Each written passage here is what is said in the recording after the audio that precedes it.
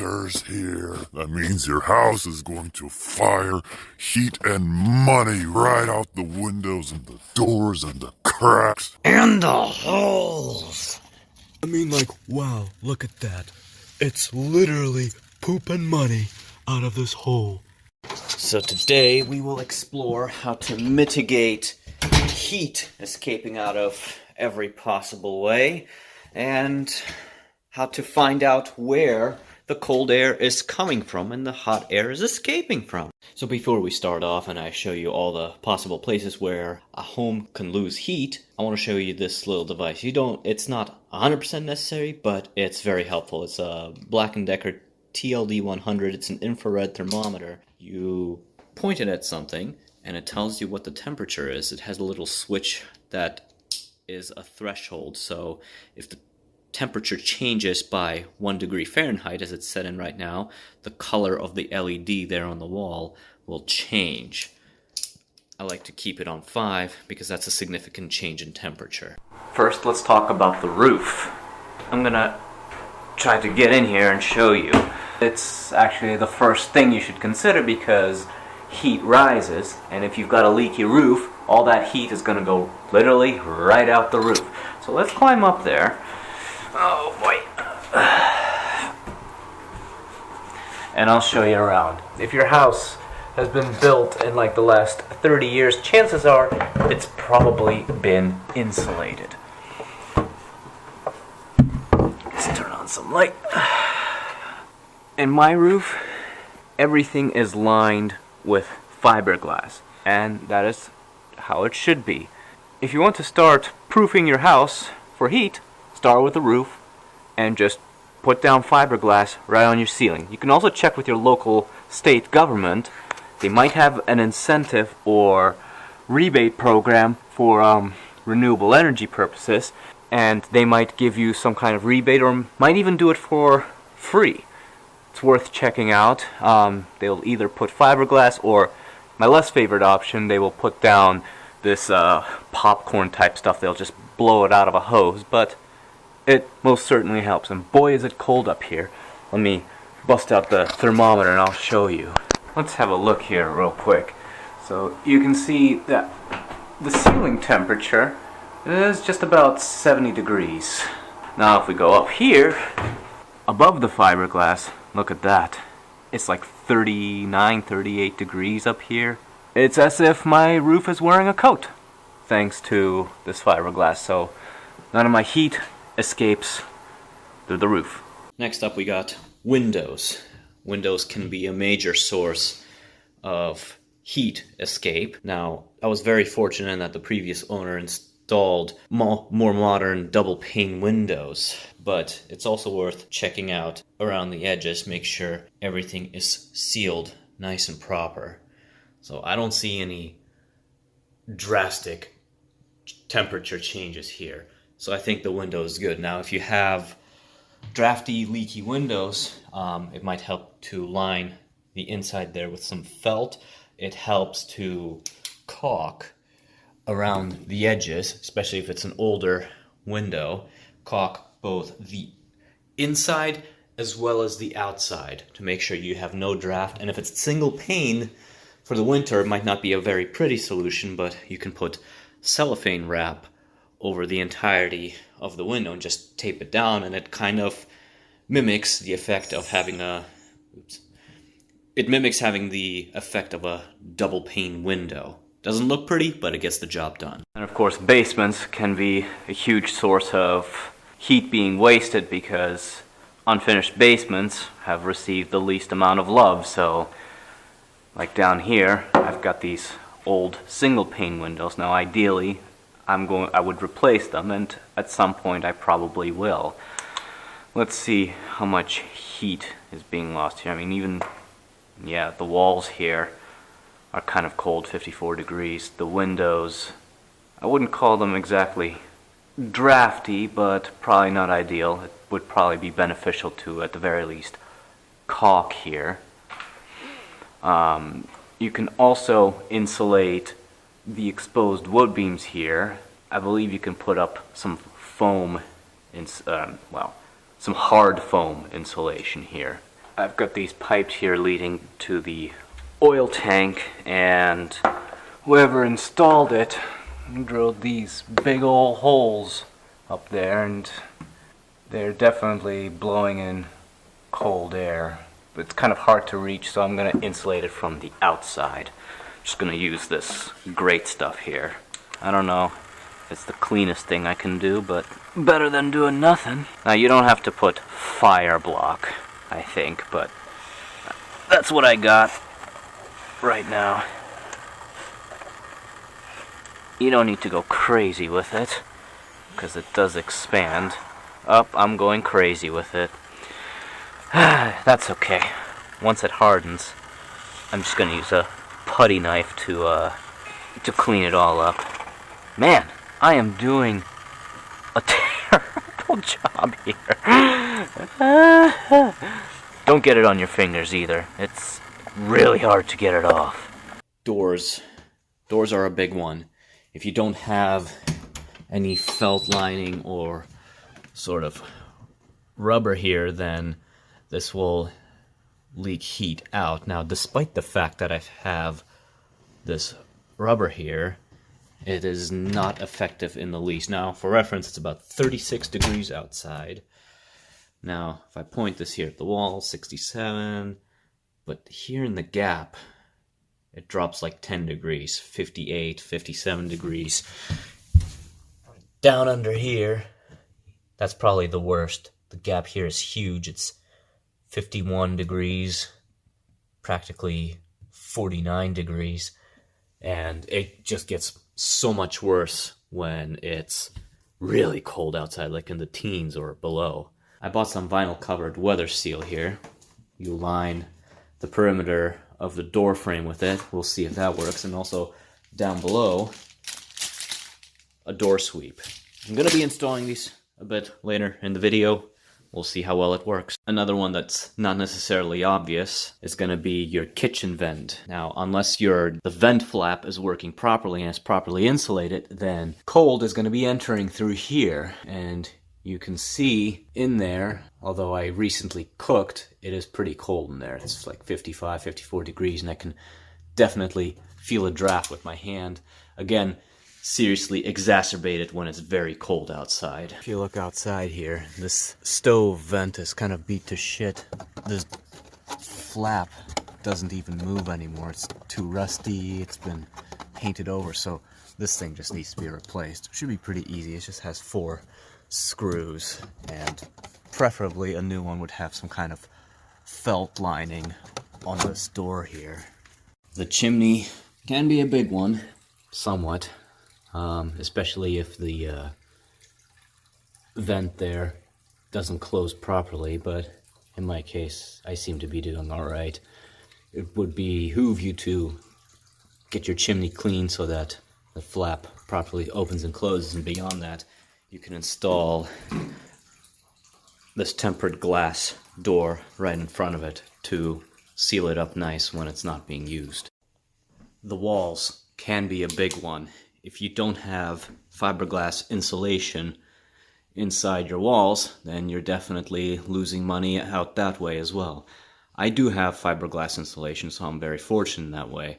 Now, you only really have 2 choices if you find that your walls are ice cold and don't have any insulation. You can either remove all the drywall and stuff fiberglass there, but that's very, very expensive and very labor intensive. Or you could rent a insulation blowing machine and blow. You cut holes at the top of the wall, and if the wall has cross members down at waist level, cut the hole as small as possible and use some kind of reducer on the machine so you don't have to create such large holes.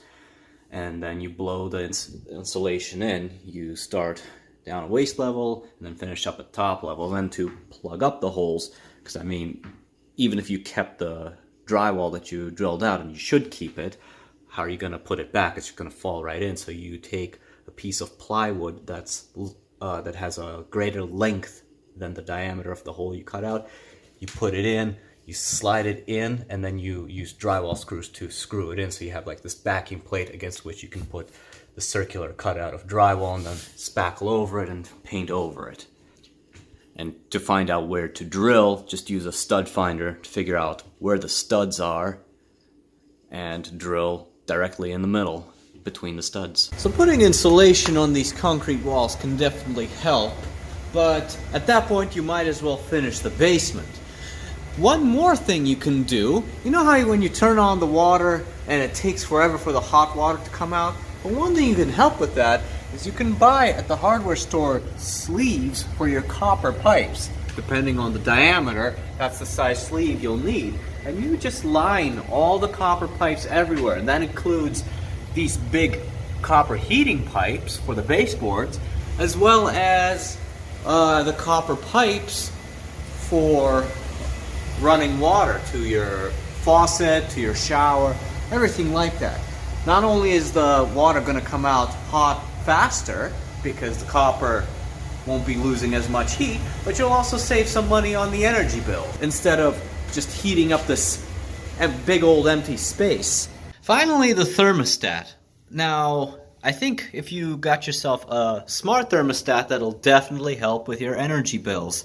I mean, at the end of the day, all this is doing is turning the furnace on and off. What a smart thermostat can do for you is it can turn the heat on or off based on whether you're inside the house or not. It has something called geofencing. With geofencing, when your cell phone leaves the Wi-Fi network, it registers you as leaving the house, and it will therefore turn down the temperature to something like 60 degrees because you're not home. It can also recognize weather patterns and anticipate, based on the hysteresis of your house, that it's going to get warmer, and therefore it's not going to crank the heat as much because it can anticipate the sun warming up your house. The bottom line is all it's really going to do is smartly turn your furnace on or off, with emphasis on the off. Fitting, for example, one of these is not necessarily a straightforward deal, because if you've got something old school like this, chances are it only has 2 wires. Something like an Ecobee will require at least 3 wires. 2 wires to shut the furnace on and off, but also a third common wire, which probably means you'll have to run new cable, 3-conductor cable, all the way from your furnace. Or they'll tell you you'll need to plug in an adapter and route cable along your wall all the way to the thermostat. Either way, it's a pain in the ass. Now I hear the Nest can power itself through the 2 lonely wires that go to a classic thermostat like this one. That's big if true. Let's install that door sweep. Warning, causes cancer, but only in California. Man, that smells like it gives you cancer. Eee. Definitely wider than what I need it to be. Measure the door. It's a standard 32 inches. 31 3/4 of an inch. Always give yourself just a little bit more in case you screw up. What to use to cut? Probably a hacksaw, but ain't nobody got time for that, so I'm hoping my circular saw here will take care of that. Of course, wear eye protection. Good luck, everybody.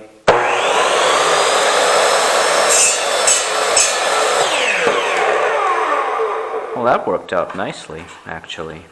Alright, now you're going to want to put the sweep such that it practically flexes over the threshold. So, this being ancient wood, I will do the honors and pre-drill first. I'm going to just put in 1 screw for now so I have flexibility in where I can put it.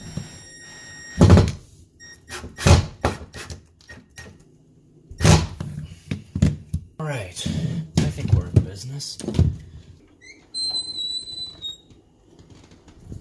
It does seem to flex over it, so that's a good sign. Let's see here. Well, it's still not perfect, but I think it's a big improvement. I think it was like at 50 degrees before, and I don't think it doesn't seem like it's letting a draft in. Okay, let's install the next thing. The Frost King. Opening like an idiot. And there's the nails. Okay, I'll need a hammer. Whew, that's goofy looking. By the way, this stuff you can use on a window as well. Now this door already has some kind of insulation, but it clearly doesn't work, and here's why. It still leaves a huge gap between the door and the frame, especially up here, especially up here. My goodness, that's terrible. Nope.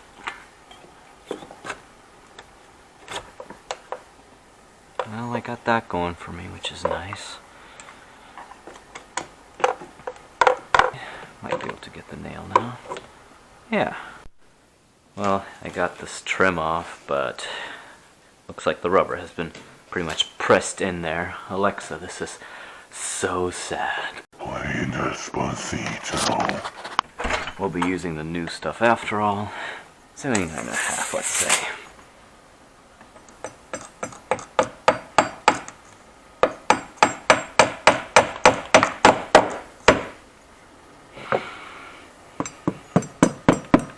Alright, it's in.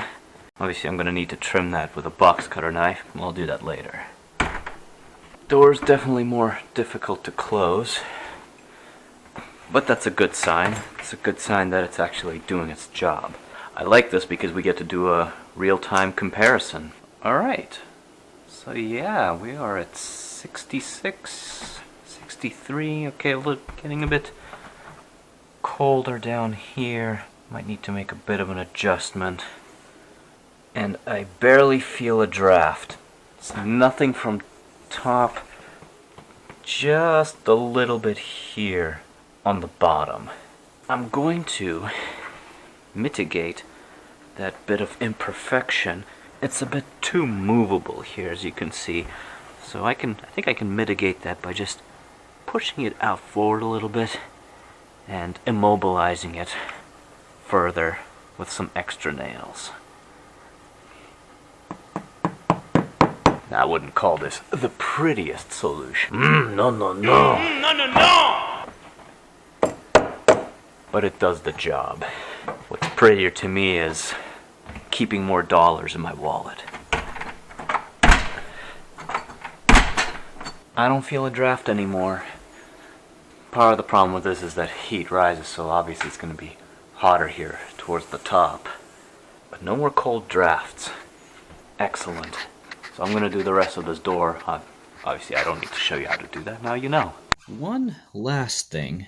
Cold can enter through these switch covers and outlet covers. You can go to your local hardware store and replace these with cold weather type covers. They've got like this felt type stuff on the inside, and it presses really tightly against the wall, so no wind from the outside can creep its way in. So switch covers, outlet covers. Now that you know, go forth and make me proud. Save yourself a lot of money. This thing here, $26 wherever, online, local hardware store. So once again, check your doors, check your outlet covers, check your vents, check your windows, check your ceiling, check your basement, and look around the house for any holes, and just walk around with this thing and just point, and see if there's any cold spots. So thank you for watching. I hope this has been educational. Please like, subscribe, and hit that bell button.